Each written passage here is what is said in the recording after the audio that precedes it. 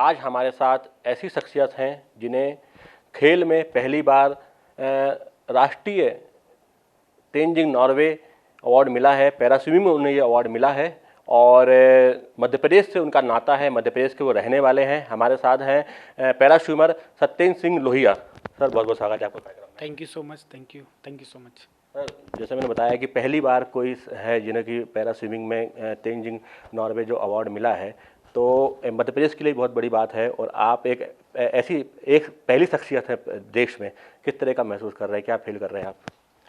Obviously किसी की भी जो अचीवमेंट है उसको रिकॉग्निशन की जाता है, उसको प्रमाणित किया जाता है। किसी भी एक देश के महामहिम राष्ट्रपति द्वारा उसको एक द्वारा घोषणा या उनके द्वारा ये कोई भी किसी की भी रिकॉग्निशन अगर उनको प्रमाणित किया जाता है तो ऑब्वियसली अपने आप पर प्राउड फील होता है और ये अपने प्रदेश के लिए भी बहुत बड़ी बात है। और मैं तो यहाँ तो कहूँगा कि अभी तक किसी भी पैरा प्लेयर को नॉर्वे तेंजिंग साहस जो एडवेंचर में मिलता है, ये 3 कैटेगरी में मिलता है, जो एयर में और जो जल थल, और इसमें तीनों कैटेगरी में मिलता है एडवेंचर की जो कैटेगरी होती हैं। बट जो पैरा को पहली बार हमको ये मिला है तो अपने आप में मैं कहता हूँ ये प्रदेश के लिए भी बहुत गौरव की बात है और दिव्यांग के साथ साथ ये सामान्य लोगों को एक प्रेरणा का भी बहुत आगे प्रेरणा का भी कार्य करेगा। यह जी बिल्कुल, ये प्रेरणा का कार्य करेगा। सर अक्सर होता है कि सफलता सबको दिखती है लेकिन संघर्ष जो होता है वो जो करता है वही महसूस करता है। तो क्या संघर्ष रहा, इतने क्या साधना रही, इतना लंबा समय आप स्टेट लेवल पे भी आपको सर्वोच्च अवार्ड मिला, फिर नेशनल लेवल पे अंतर्राष्ट्रीय स्तर पे भी आपने इंग्लिश चैनल को पार किया, एक कीर्तिमान स्थापित किया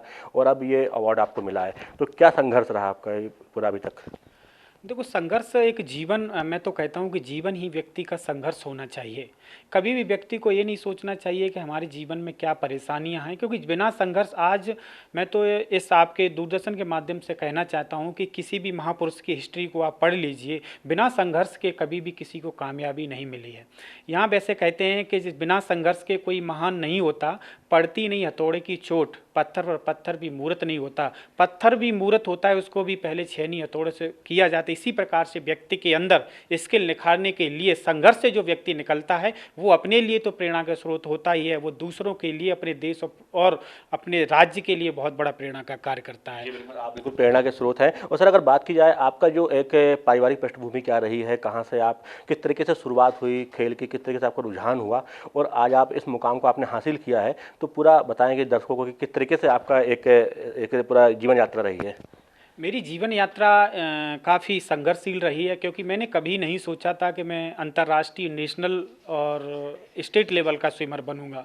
बट कैसे कहते हैं कि जब निकला था राह में अकेला तो लोग मिलते गए और कारवां बढ़ता गया। मेरे गांव से जो एक भिंड में पड़ता है गाता गांव, वहाँ पर एक नदी है बेसली नदी, वहाँ पर स्विमिंग करता था और जो मेरे पैरों से ही प्रॉब्लम थी, मैंने कभी भी जो अपनी प्रॉब्लम है वो जीवन में कभी भी आगे बढ़ने के लिए एक रास्ते में प्रॉब्लम नहीं आई। मैंने हमेशा से समझा that is not my problem, that is my super power. मैंने अपनी कमी को ही ताकत बनाया। तो ऐसे ही मैं हर इंसान जो अपनी कमी है उसको ताकत बनाएगा तो ज़िंदगी में बढ़ेगा। यहाँ तक मेरी संघर्ष की बात है, गांव से जब निकला मेरी फाइनेंशियली प्रॉब्लम, क्योंकि मेरे पापा किसान हैं और तो इस वजह से फाइनेंशियली प्रॉब्लम थी। तो मैं प्राइमरी और हाई सेकेंडरी वहीं से किया। फिर मैं ग्वालियर में आया 2007 में। वहाँ पर आदरणीय वी.के. डवाज जी LNIP में वो पैरा स्विमिंग जो फर्स्ट इंडिया में उन्होंने स्थापित की, तो उन्होंने हमको 2009 में पहली बार नेशनल में ले गए, तो वहाँ पर गोल्ड मेडल लगा। तो मैं कहता हूँ जब मेरे को गोल्ड मेडल लगा तो मेरा पेपर में न्यूज़ आया, काफ़ी लोगों ने कॉन्ग्रेचुलेसन बोला।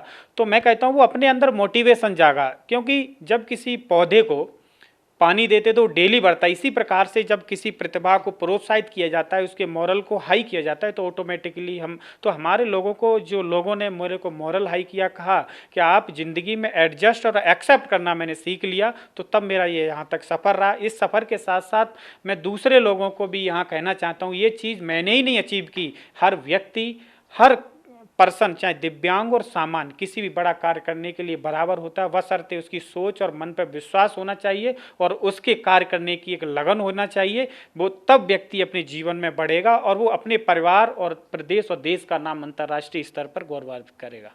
बिल्कुल, आपने तमाम तरह के अवार्ड हासिल किए हैं और लगातार जो है पैरा जो गेम्स हुए हैं उसमें भी आप शामिल रहे हैं और कई पदक आपने हासिल किए हैं। अब क्या आगे का, क्या आपका प्लान है, आगे क्या लक्ष्य आपने निर्धारित किया है कि आगे उसको प्राप्त करने के लिए?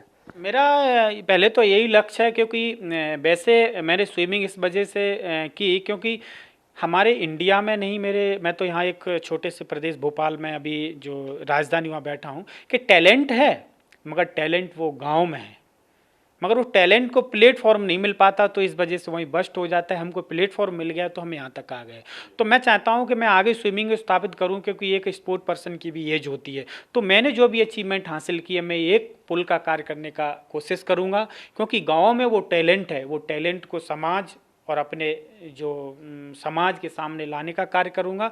क्योंकि अभी कोविड-19 के वजह से ये प्रॉब्लम हुई। मैं अभी वैसे इंग्लैंड जा रहा था, नॉर्थ चैनल है जो आयरलैंड और स्कॉटलैंड के लिए।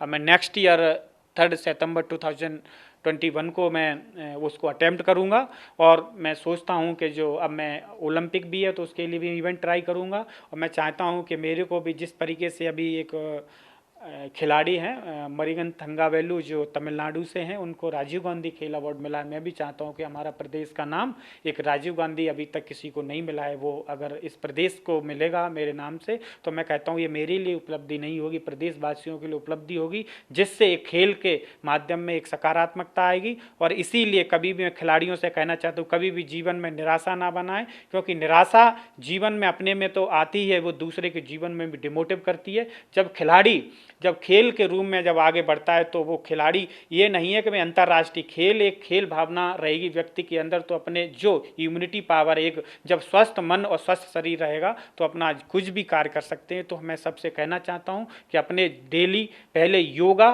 और मेडिटेशन से करें, क्योंकि जब योगा मेडिटेशन से जब व्यक्ति दिन की शुरुआत करता हो, जैसे मैं करता हूँ, तो आपकी इम्यूनिटी पावर बढ़ती है। इम्यूनिटी पावर बढ़ेगी तो आपका शरीर स्वस्थ रहेगा, जब शरीर स्वस्थ रहेगा तो मन स्वस्थ रहेगा, जब मन स्वस्थ होता है तो व्यक्ति के आगे कितनी भी परेशानियां आए, कुछ भी हो, उस जीवन को पार करेगा, उस परेशानियों पर पाकर अपनी मंजिल को पाएगा और अपने प्रदेश और देश का नाम अंतर्राष्ट्रीय स्तर पर गौरवान्वित करेगा।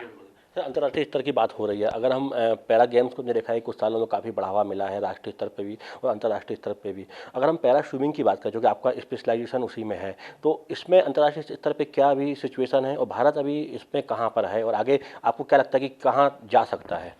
क्योंकि मैं यहाँ पर मेंशन करना चाहता हूँ कि मैं पहले पैरा स्विमिंग 2009 से स्टार्ट ही हुआ। तो मैंने पहले देखा मध्य प्रदेश में, हम अपने प्रदेश की बात करें, कोई पॉलिसी नहीं है, व्हाट इज़ द पैरा यही नहीं जानते थे।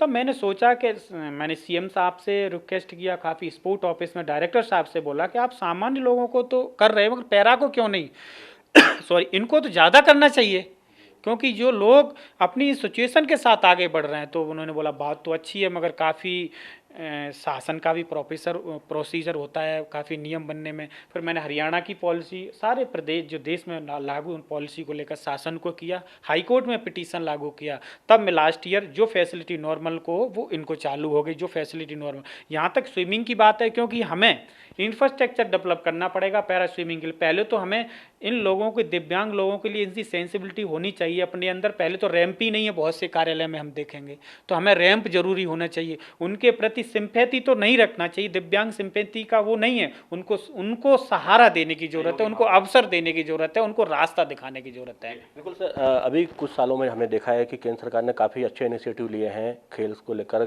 खिलाड़ियों के कल्याण को लेकर, जिसमें खेलो इंडिया बहुत अच्छा एक उदाहरण है। तो आप इस तरह के इनिशिएटिव किस तरीके से देखते हैं कि जो खिलाड़ी, जो प्रतिभाएं गाँव में रह जाती थी, अब उनको भी एक प्लेटफॉर्म मिल रहा है कि वो आगे आ पाएँ और राष्ट्रीय स्तर पर रिकॉग्नाइज हो पाएँ, अपना नाम बना पाएँ?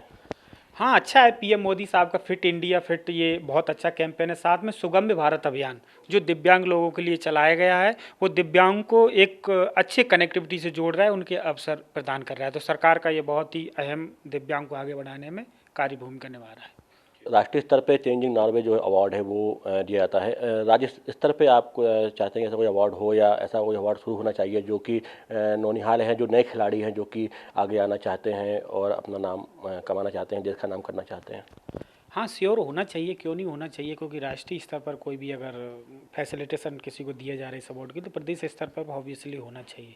यहाँ तक इस बात को मैंने डायरेक्टर सर को बताया कि आप जो काफ़ी एडवेंचर में जो है, काफ़ी जो माउंटेनियर निकल रहे हैं प्रदेश से, स्विमिंग में भी है, तो क्योंकि प्रदेश में अगर छोटे स्तर से उठाएंगे तो नेशनल स्तर की बात आएगी। तो पहले कोई पॉलिसी नहीं थी, अब पॉलिसी बनी है, कार्य चल रहा है, क्योंकि पॉलिसी में थोड़ा टाइम लगता है। तो अब पहले विक्रम अवार्ड कोई भी एडवेंचर में नहीं था।